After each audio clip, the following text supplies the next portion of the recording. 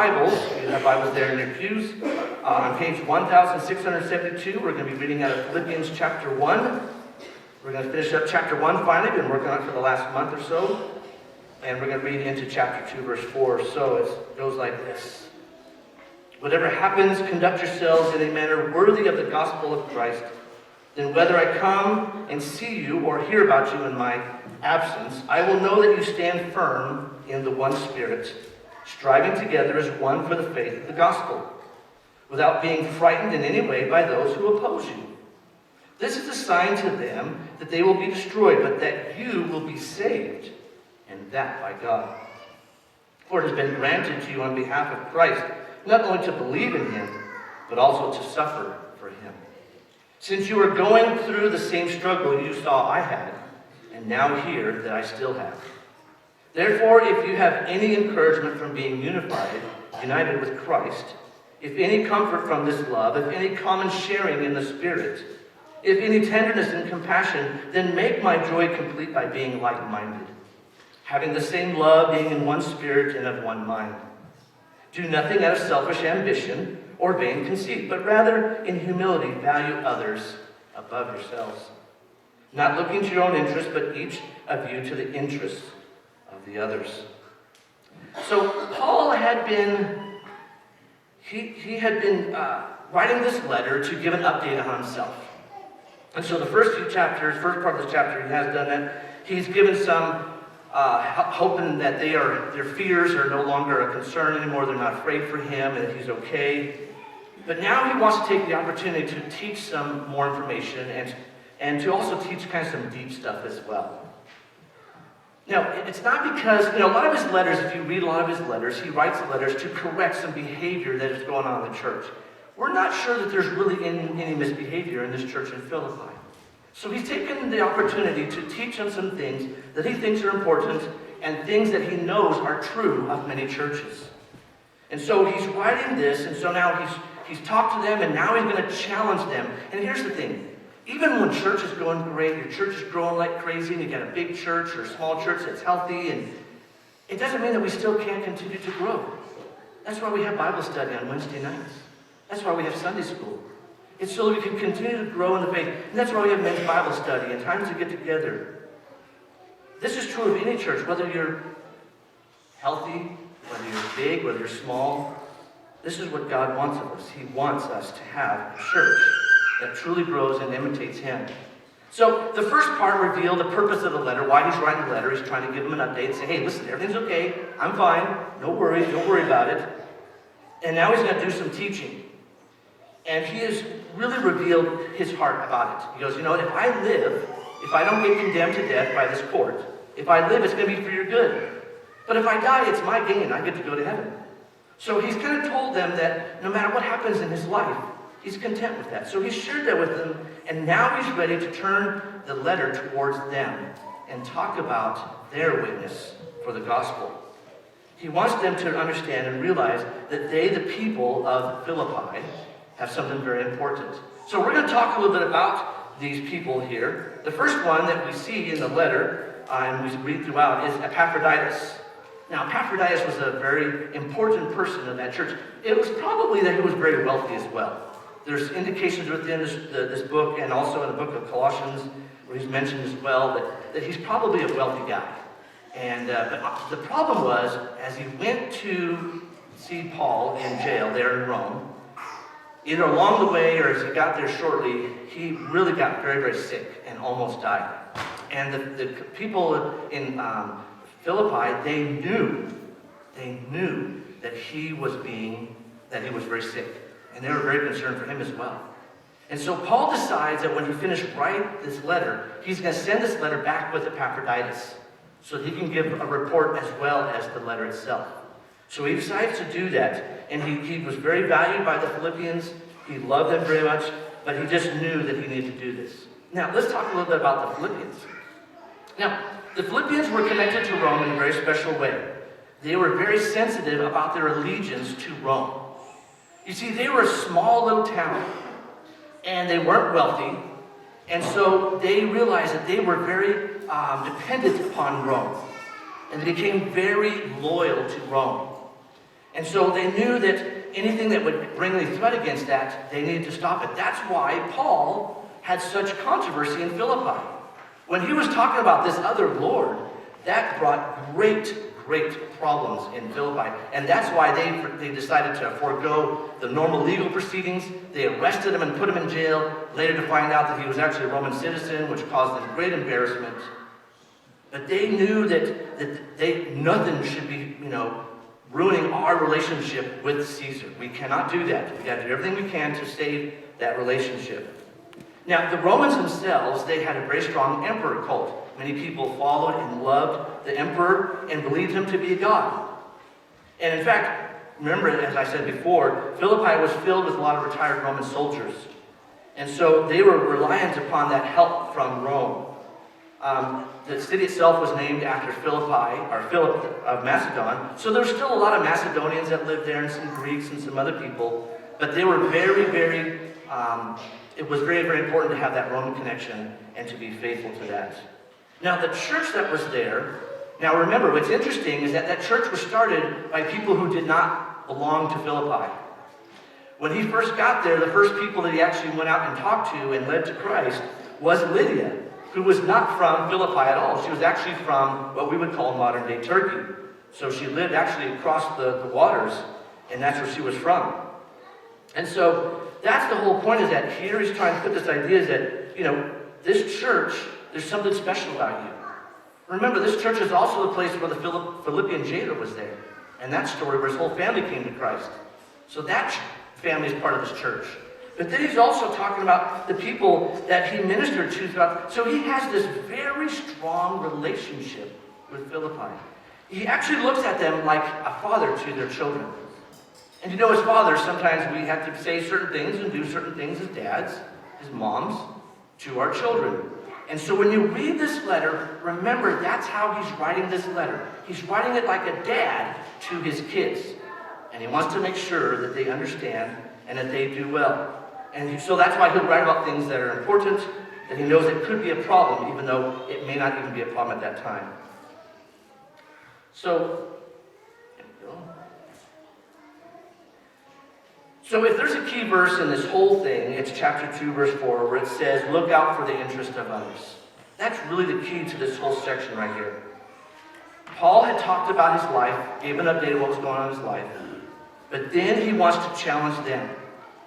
He gave himself as an example, so now he says, okay, now, like me, in a sense, I need you to do this.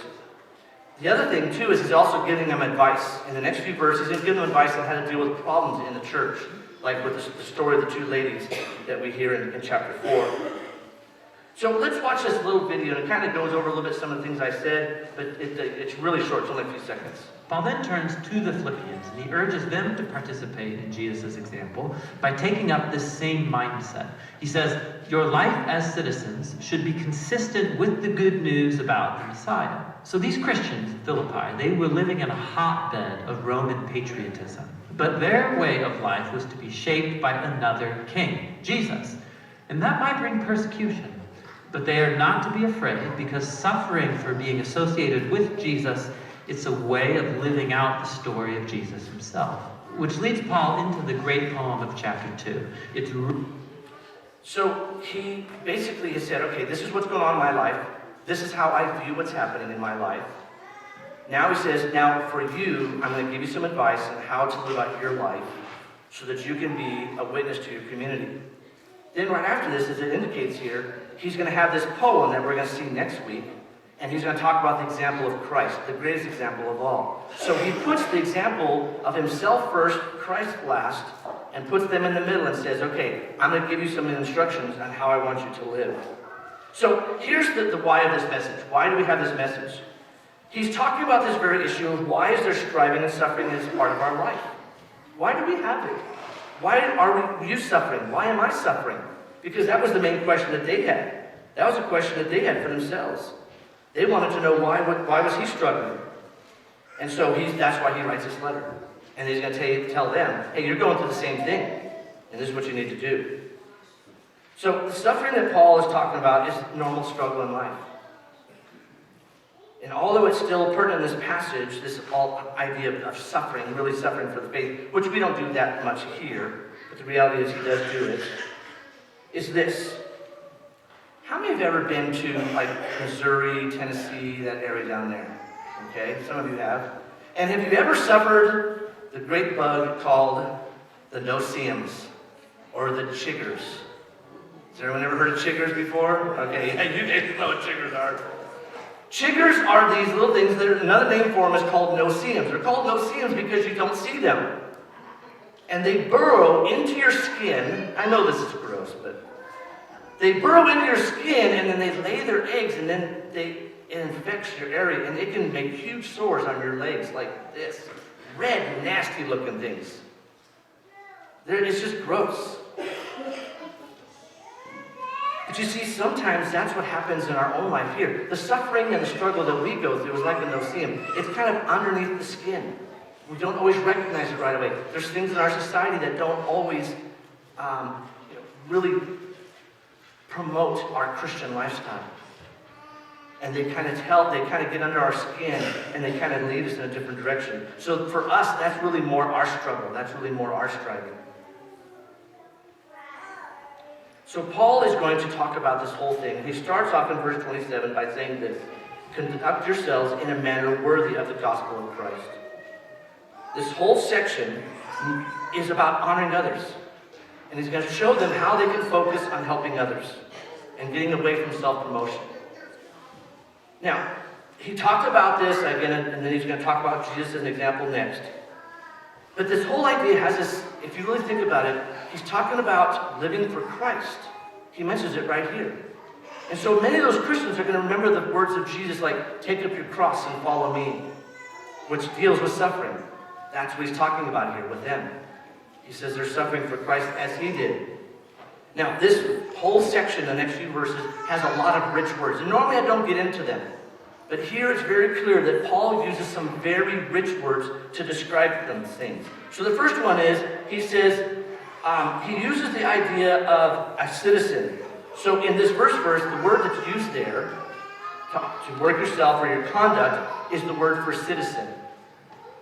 And the idea is that he's taken advantage of their patriotism and say, listen, you're citizens of Rome, you're very loyal to Rome, but guess what? You need to be loyal to God. You are part of God's kingdom, not of the kingdom of this world. That's his focus. He's trying to say to them, don't focus on that. Don't focus on this. You need to be citizens of Christ, not citizens of the world. And that's what he's trying to draw attention to. Now, he's really trying to emphasize personal holiness, but very practical holiness, which we'll see here in a few minutes. But it's not an arrogance. You know, sometimes you may run across the people who think themselves holier than thou, and they're so holy they're not worth anything. And there are people like that they take great pride in their holiness. Paul is not saying that, and he's going to share how you can keep from doing that. So here's the next powerful word he uses. He says, striving together as one for the faith of the gospel. This word here is actually the root word for the word athlete. He's using this idea that we're striving forward, that we're moving forward, and he has this idea of an athlete or a team member. When I was a kid, now I've grown a few inches since I was in high school, and so I'm 5'8", 5'9", somewhere around there. I'm sure in the next few years I'll start being 5'7", 5'8", and so forth. But back in the day I was only 5'4", just a short little guy. And I had been a very successful wrestler. I think in the 2 years I had wrestled, I had like maybe 1 or 2 losses. So I was doing really well in wrestling, but I just got tired of it. I don't know. I wanted to play basketball. Remember, I said how tall I was? 5'4". That's typically not the height that you want to be if you want to play basketball. But I loved it. And the main reason why I loved it because it was a team sport. I love team sports. That's why I love volleyball and basketball and all those. I love that. And so I got on the team. I made the team. I was 3rd string, by the way. And I very rarely played. In fact, that whole season, I didn't score a single point. But I discovered early on the reason why I was on the team. I may not have been a very good player. Wasn't a good shot. But there's a couple things I was. I was fast, and I was smart. And so it was very easy for me to learn all the plays, and the coach would always put me in when he was trying to teach the teams a certain play. And he would say, Brian, I need you to run it this way or do it this way. And so they had to try to break the press or whatever it was. So I knew that my role on the team was not the guy that played on the game night and scored all the points and was the hero. My job was to help those guys break the press, to do all the other things. And I loved that role, believe it or not. My coach was so good to me. He put me in games as much as he could. But he knew that my best role was to be in practice. That's the role I played. And I loved it. I loved that position. Maybe some others maybe would not like this. Like, oh, be in the game and get some scores and, get famous and all that. I love the fact that my coach allowed me to play. That's what Paul is trying to talk about here. We are all on the same team. Some of us have a different role. Some of us are in the limelight. Some of us are in the background. So he's talking to them about having a very courageous faith. One that's not weak, one that's not abject in any way. He wants the Philippians to be tenacious, not to be timid, not during this time of this trouble. Now, remember, the enemy, so all of a sudden now Paul goes into this whole thing about talking about unity. Because the greatest thing, and Charles and I have talked about this many times, the greatest way that the enemy comes against the church is to divide the church. That's his greatest tool. It even works in warfare. Any of you who have studied history at all and studied warfare, one of the best ways to win a battle is to divide the enemy and conquer them. Napoleon was very great for that. He did that many times, was to divide and conquer. And it's interesting that at the very end of his last battle, truly, he was divided and they conquered him, and that's how he lost. So the enemy comes against us in this way. And so Paul's going to kind of head him off to the past and say, we're going to talk about unity. So this does not become a problem for Philippi. So he uses a third very clever word. He uses this word without being frightened in any way by those who oppose you. This word is actually a word used of horses being caught in a stampede. As they are coming before a battle, sometimes horses, if they're not trained well enough, they will stop and they will turn in a direction and they'll actually stampede because they see the battle ahead. Paul's saying to them, there's a battle ahead for all of us. Don't be like the others who will turn and run. Face the battle and come forward. Don't be frightened. But he now tells them why. He doesn't just say, don't be frightened. He says, this is why you don't have to be frightened. This is the reason why we do not have to be afraid of the enemy. Why we don't have to be afraid of what happens to us in this life, even when we suffer. He says this.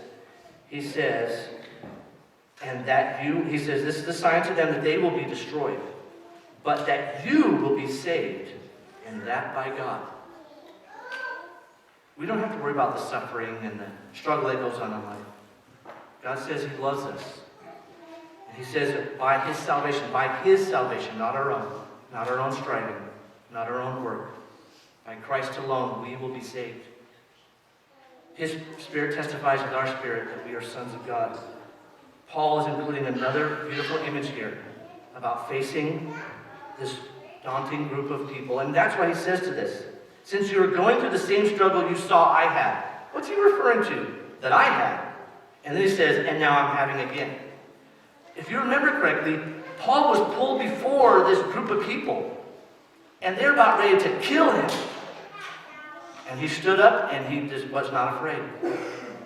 He went to jail, but he wasn't afraid. He stood, so he's telling them, you guys remember what it was like when I was going through it. That's the example I want you to have for yourself as well. So, this next part here in 29 and 30, he talks about it. Oops, I missed a few slides here. No, that's why. There we go. Paul is reminding this church in Thessalonica that they may face persecution just like him, and the fact that he's in jail right now in Rome. But you know what? Here's the thing, folks. Just because things are going bad in life doesn't mean that you messed up. When you have struggle and people are coming against you and maybe saying things about you and making accusations about you, doesn't mean that you messed up. No, you may have. I mean, that's true. We all mess up.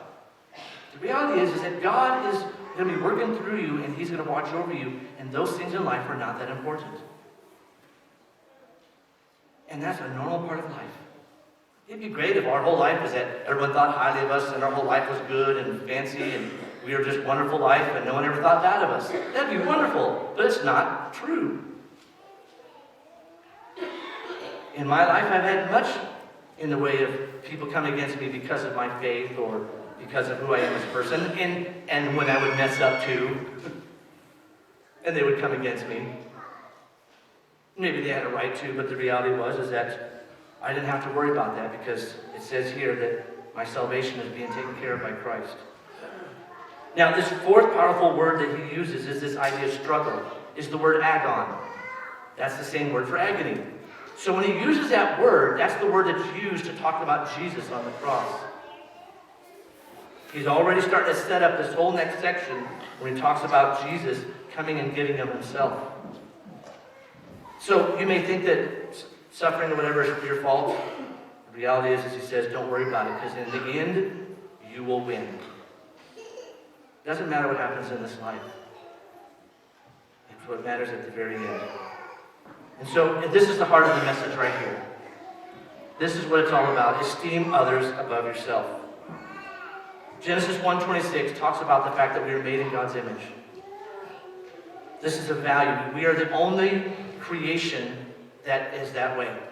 He says that we were made and we were very good. He talks about us being made in his image. And so therefore we need to esteem others in that same way. Remember earlier that Paul had planted this seed to the leaders about how to care for this situation that's happening in the church. And now he's laying that groundwork by saying, this is how you're going to do it, guys. This is how you're going to handle this conflict in the church.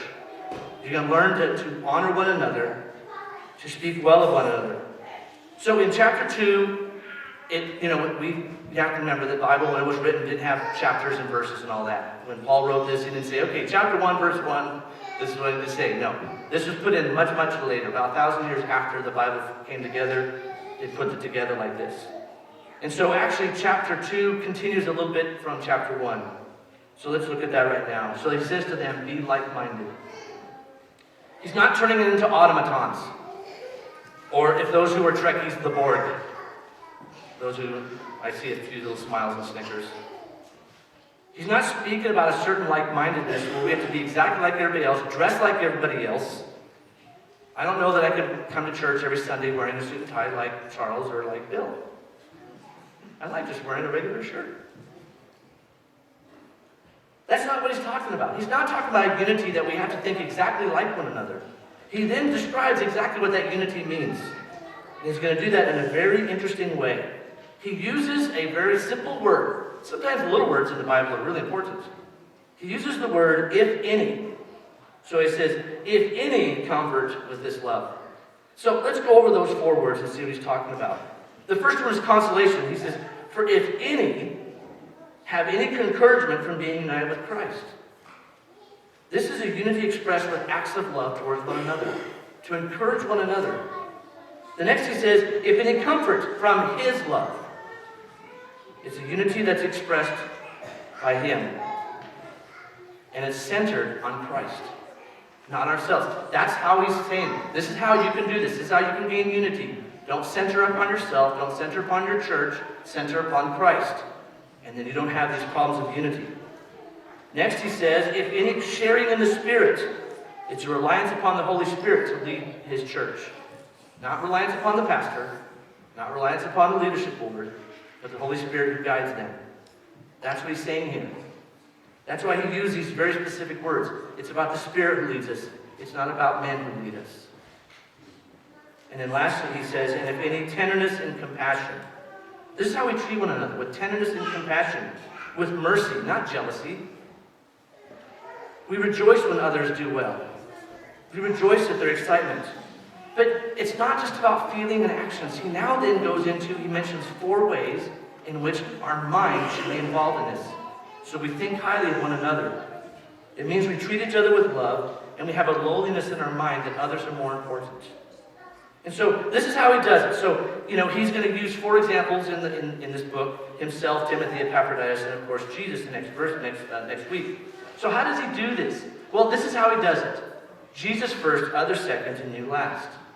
If you can do this in your life, if you can always remember this, if you can keep this in your mind, that's why he talks about the mind. If you can remember this, then you'll do this. And we can know for certain that we have the interest of others when we think of them first and not ourselves first, and not our own selfishness. So it's a very practical thing that he's trying to do here. So this last word that he uses is the word see. And he's talking about, this is what you do. This is how you can do this. He says, watch in others. Now, a lot of times what we do when we watch in others, we watch to see what happens in a form of gossip or whatever else. He says this, watch with one another to see the example. The idea is that when we see something in someone else, we emulate that, we encourage that, we promote that, and we think highly of that person for that.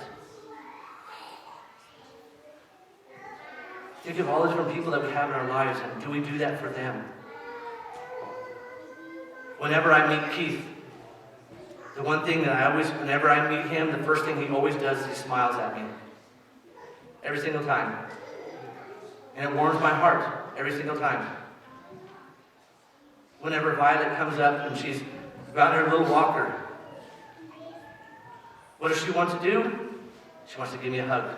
She wants to show affection towards me.